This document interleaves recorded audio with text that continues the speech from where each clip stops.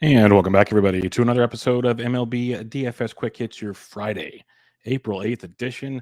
Got a 5-game early, 5-game main slate to break it all down for you on your Friday action to get you headed into the weekend. It's like opening day part 2, as we had 7 games for you on Thursday. Hope everybody enjoyed that. We had some home runs from Austin Riley and Juan Soto and company. Tyler O'Neill went deep. Pitching was kind of all over the board. Some really good, some kind of like, Max Fried, not so great, Bob.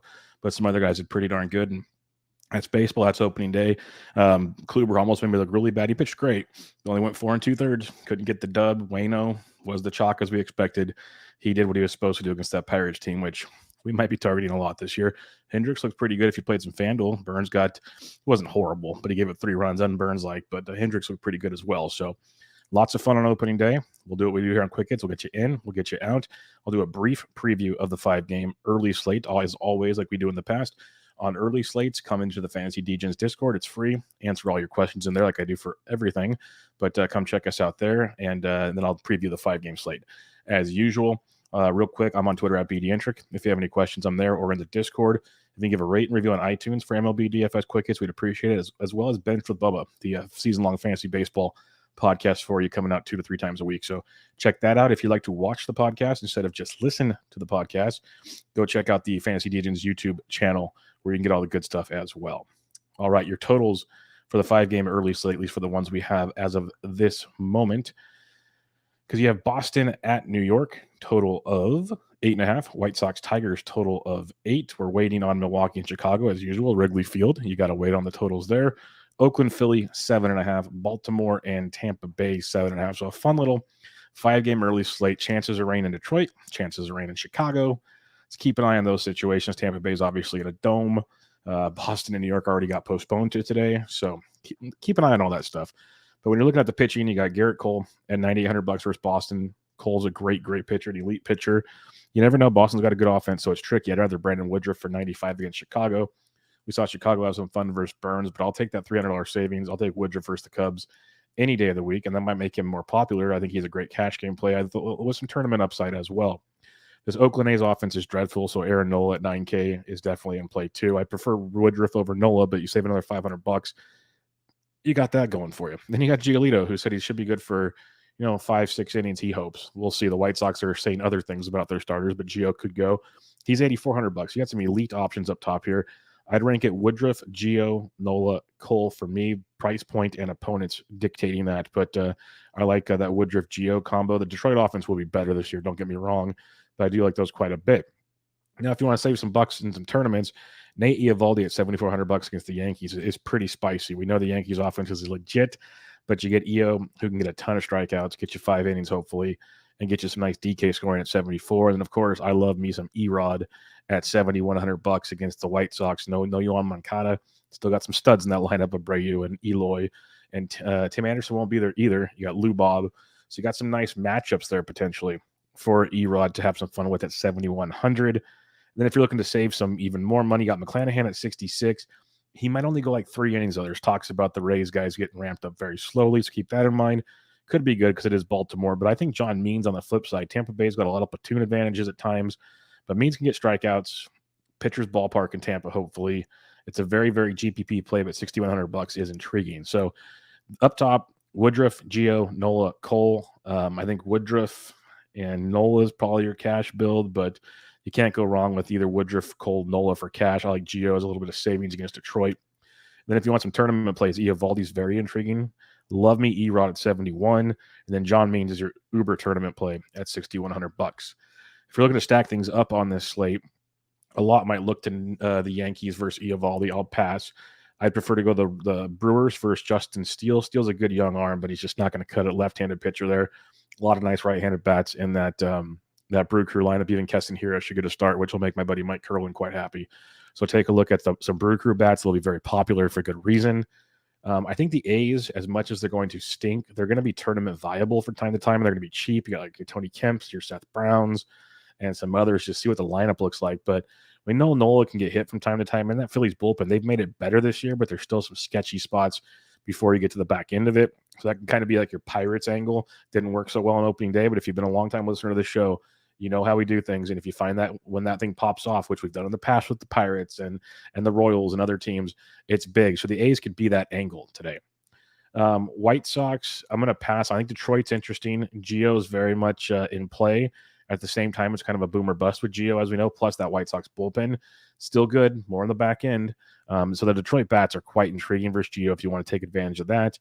Tampa Bay is also in play against Means, but I think Means has some good upside. So for me, I'm going to differentiate with my pitching. My bats, like Philadelphia, I like Montas, but Philly is just loaded. Detroit's got some fun. That Detroit-Chicago game, we could keep an eye on the weather in Detroit. That could be interesting. Baltimore, Tampa in an enclosed environment. There's a lot of good bats to be had here. So let's check out lineups in the morning. Hit up the Discord. We'll have some fun breaking that all down for you. All right, let's go to the 5-game main slate on this one for you. And we got the totals creeping in for you. We don't have them all yet, but we have, and there's like a slew of day games. I think there's a 3-game day slate if you're really feeling it, like Dodgers at Rockies, get Coors Field in the day. Mariners Twins was supposed to get the Julio Rodriguez show. Marlins Giants. So you have a 3-game day slate if you're really feeling frisky. But again, questions in the Slack Discord if you want that. But your 5-game main slate, you got Mets at the Nats, over under of 9. Rangers, Blue Jays, 9.5. Reds, Braves, 8.5. Padres, D-backs, total of 9. And we don't have Houston, LA yet because they're still going. And they still want to put a total out. So your pitchers on this slate, you got Mad Max taking the bump at 10-2. If you believe his hamstring's healthy, which he did a bullpen a couple days ago, it was really weird because they did it with it. Nobody could watch it. It was an enclosed space, blah, blah, blah, blah, blah. Well, he's good enough to pitch on Friday. So you got to hope he's good to go. He's got the biggest ceiling for sure. There's still some risk. He could re-aggravate that hammy, that back at any given time. But Scherzer at 10-2 is a workhorse against Washington. You could have some fun there. Flip side, I will be putting some Washington stacks together, at least one. We saw Soto go deep. Scherzer will give up long balls, and for some reason he gets hurt. You take advantage of that Mets bullpen early and often. So I like Scherzer, but keep that in mind. Going down, though, Barrios at 89, I love at home against Texas. Texas is going to be a better this year. Yes, they got Simeon, they got Seager, they got some options there. At the same time, Barrios is very efficient, very good. Strikeouts were better last year. You know, my buddy Toby, Batflip Crazy, will tell you he took advantage of the 3-2 counts. We talked about it on our podcast, but he's still pretty darn legit. So I'll take some chances at Barrios at 8,900. Morton in tournaments, I always love playing Chucky at 84 just because of his strikeout upside being so huge. We saw what the Reds bats can do, and they can be a problem when they get going because they have some pop in that lineup.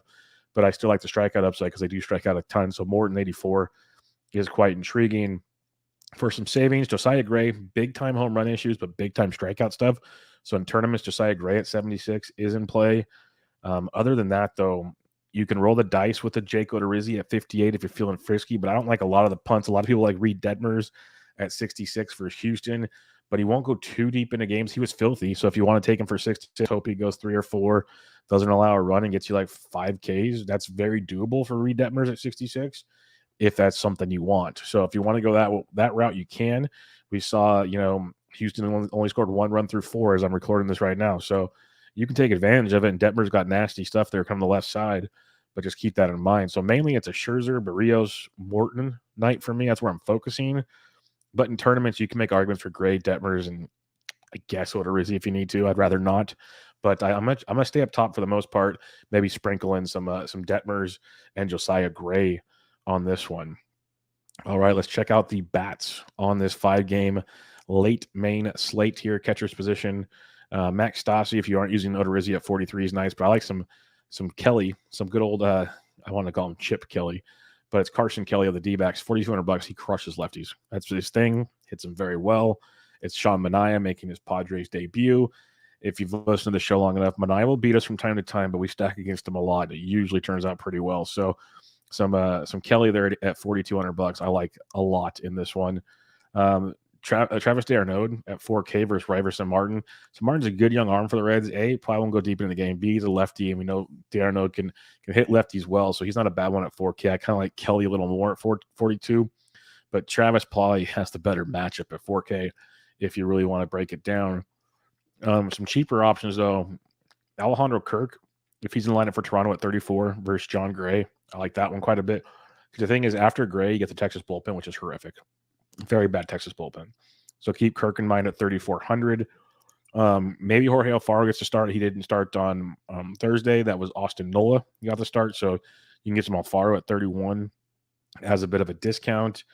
And then below 3K, like Martin Maldonado against Detmers at 28. If you're looking to really punt, you can go there. Not sure you're going to have to punt that much.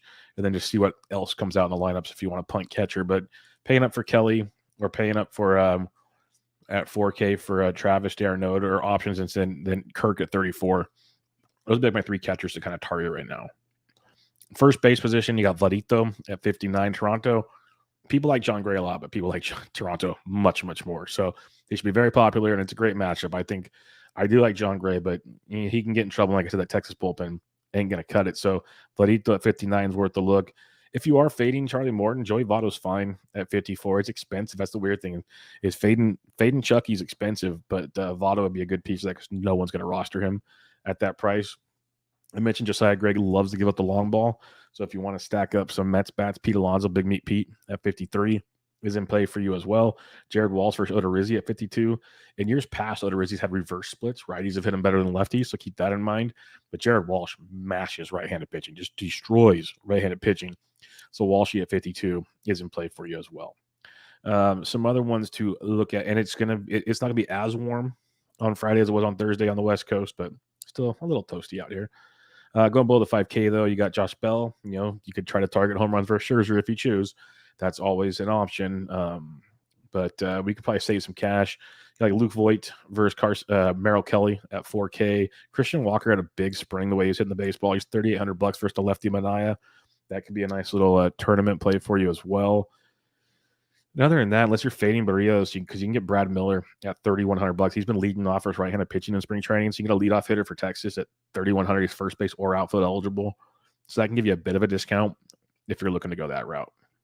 Second base position, Altuve versus lefties, 57 is very nice. It's expensive though. I'd rather have Ozzie Albies, who hits lefties much better than righties. He hit fifth against a righty on Thursday. Talking to Mike Kirkland, who scouted spring training lineups a lot, said that's kind of what he did all spring. But versus left-handed pitching, he hit towards the top of the order. So expect Albies back up top at 5,300. That'd be a good one. Jonathan India at 51. If you're stacking Reds, he's always worth it. But I like Albies at 53 if I'm spinning up against a lefty. That's usually high on my list of things to do. Cheaper options. It is funny that Cesar Hernandez was $2,900 on Thursday, exposed to face Scherzer. Now he is facing Scherzer. He's up to 43. That's pretty comical. Gotta love pricing on these slates. Some savings though for you. Nick Senzel at 31, second base outfield eligible. He got at least one hit for us on Thursday. Crushed it during the spring, so he's a guy to keep an eye on. Maybe he's finally figuring it out. Young prospect, maybe coming into his own, so you can get him at 3,100 if you're looking for some savings. Third base position, Machado's always worth a look, but Austin Riley versus Sam Martin. Riley went deep on Thursday. He's 5K in his matchup, so if you're paying up, he'd probably be my guy, but I don't mind Machado. Merrill Kelly, I like targeting Merrill Kelly, let's put it that way. So Machado at 52. The Padres will be a pretty fun one for us on this slate. Some cheaper options below 5K. You got Chapman at 43 if you're stacking the Toronto. Andy Ibanez is one I'd look at $3,900 if you are fading Barrios.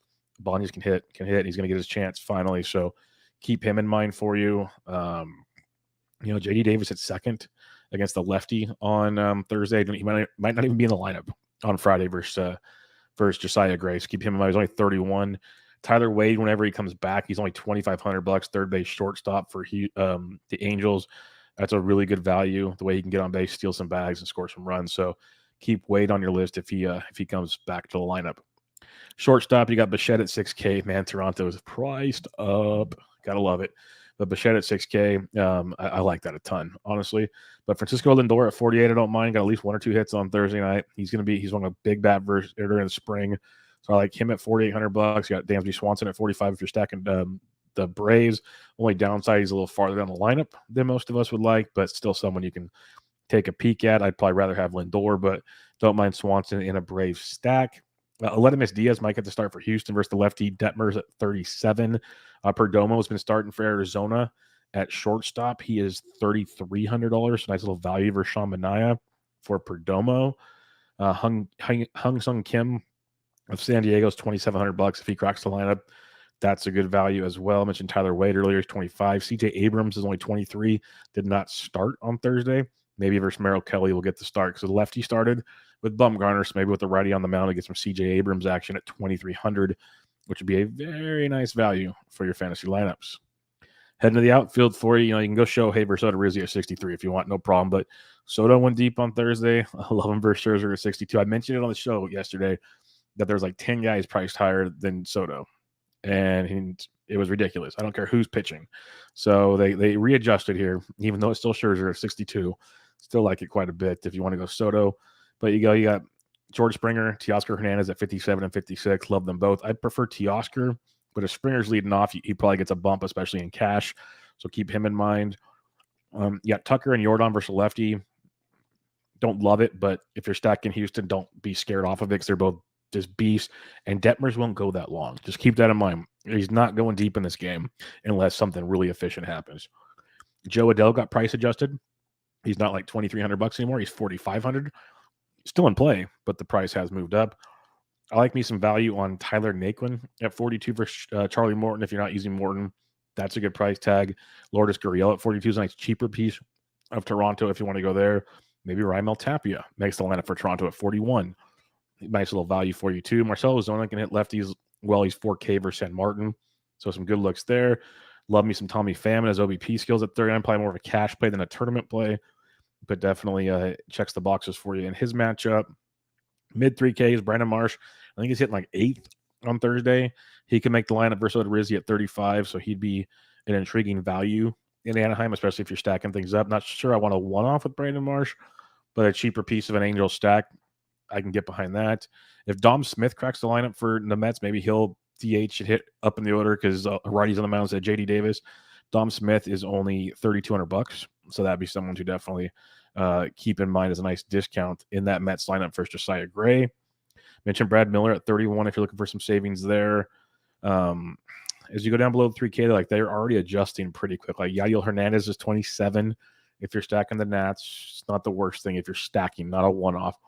We had a lot of cheap one-offs on Thursday. Not so much. They adjusted it very, very well. So good on them. So you might have to use a cheap pitcher tonight. I like it, though. I like it a lot. Recapping your pitching real quick on this 5-game main slate. Scherzer's fine. Just know there's risk. He might still have a bad hammy, might have a bad back. But if he can go, he's going to go and be a beast. So keep Scherzer in mind at 10-2. Berrios at 89 I like quite a bit. Chucky Morton at 84. Always a good tournament play with a strikeout upside. We've had Chucky in the past give up 3 or 4 runs in 5 or 6 innings, but still strike out like 10. That's what he does. So Chucky at 84 is worth a look. Some tournament plays, Josiah Gray at 76. Tons of strikeout upside, but tons of home runs as well. So keep him in mind. And Reed Detmers, not sure how long he'll go, but the strikeout stuff's crazy good. So I like him quite a bit. So guys up top, and then mix in some Josiah Gray Detmers, and you can have some fun stacking up the Jays versus John Gray. It'd be very popular, very expensive, though. So keep that in mind. Kirk and Gurriel were a couple of cheap pieces I liked in that Jays stack. The Angels against Odorizzi I like quite a bit. And then the Padres versus Merrill Kelly could be a sneaky one as well. But if you want to get really interesting, Atlanta versus San Martin, I'm on board with. The Mets versus Josiah Gray, that could be one that could be kind of overlooked a bit. And then if you want to get super contrarian, the D-backs versus Sean Manaea and the Reds versus Charlie Morton. Those would be my 2 contrarian ones, the Reds and the D-backs. My favorite ones, probably San Diego and Toronto.